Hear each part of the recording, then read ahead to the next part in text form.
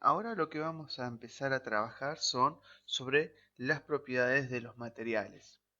Hasta ahora hemos trabajado sobre algunas características de los materiales y cómo los podemos clasificar. Ahora vamos a ver, hoy vamos a avanzar en las propiedades en sí de los materiales. Para eso vamos a empezar con una situación problemática. Bien, veamos la foto. Tenemos por un lado una banana sola y por el otro lado un conjunto de bananas. Si las miramos, parecen que hay cosas que tienen en común y cosas que no. Veamos estas oraciones. Cada una de las oraciones las tenemos que completar en la línea de puntos por igual o distinto. Si vemos el peso de las bananas con la banana sola, ¿es el mismo o no? Podemos ver que cuando tenemos varias bananas, el peso es diferente. Las bananas o el conjunto de bananas va a tener mayor peso que la banana en sí. Después, el color de la banana con respecto al del conjunto de las bananas, como son todas bananas, van a tener el mismo color. Es decir, es igual, son todas amarillas. El sabor, ya sea de una sola banana o del conjunto de bananas, su sabor va a ser igual el sabor a una banana. El volumen, que es decir, el espacio que ocupan, por supuesto, como hay una banana respecto a varias bananas, el conjunto de bananas va a tener mayor volumen, por lo tanto va a ser distinto. El olor va a ser el mismo entre una sola banana y varias. Lo que puede diferenciarse es la intensidad, la cantidad de olor que podamos sentir, pero en sí el olor es el mismo. La masa, por el contrario, va a ser diferente. Mientras más bananas, mayor masa vamos a tener. Y la textura, que sería el contacto cuando tocamos una banana, la textura de una banana con la del conjunto de bananas es igual.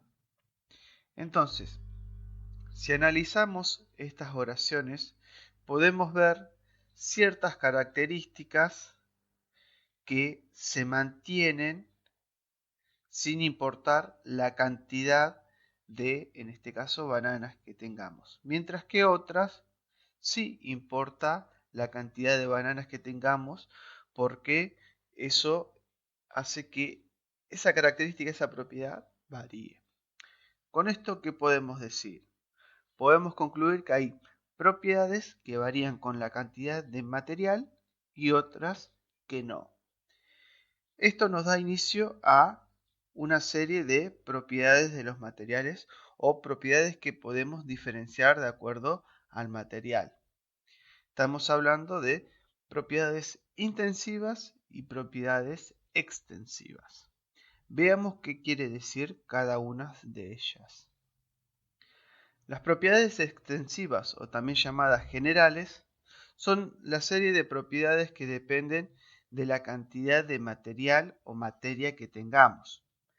Varían con la cantidad de sustancia material que tengamos. Por ejemplo, la masa, el peso, el volumen, largo, ancho, diámetro, todas las propiedades que se pueden medir de un cuerpo, pero que si tenemos más o menos material van a ser diferentes. Estas propiedades, como ven, no dependen tanto del material en sí. Y las otras son las propiedades intensivas o específicas. Como ven que dicen, son propiedades que dependen o están relacionadas por el material o la masa. Fíjense que dice, son independientes de la cantidad de materia o masa que tengamos para analizar. A diferencia del anterior, que mientras más masa o mayor peso o volumen tengamos, esa propiedad variaba, en este caso no. No importa si tenemos, como en el ejemplo anterior, una banana o varias, esas propiedades son independientes. Como ven que sigue después, dependen del tipo de material que se tenga para estudiar. Por eso, de su importancia para identificación. Es decir, las propiedades intensivas nos sirven para diferenciar materiales. Las propiedades intensivas las podemos diferenciar en algunos grupos, como son las propiedades organolépticas, es decir, aquellas propiedades que dependen de los sentidos o de algunos de los sentidos, como el color, el olor, el sabor, la textura, y de otras propiedades que se pueden medir en laboratorios con instrumentos adecuados, como son la temperatura de ebullición, de fusión, densidad, viscosidad, etc. Son todas propiedades que son específicas de los materiales y nos los sirven para diferenciar y están tabuladas, es decir, existen tablas que aparecen estas propiedades y nos sirven para diferenciar un material u otro. En resumen, podemos decir que las propiedades intensivas o específicas son propiedades de un material y nos sirven para diferenciarlo de otro, mientras que las propiedades extensivas o generales no nos ayudan a diferenciar un material. Lo que nos indican es la cantidad de ese material.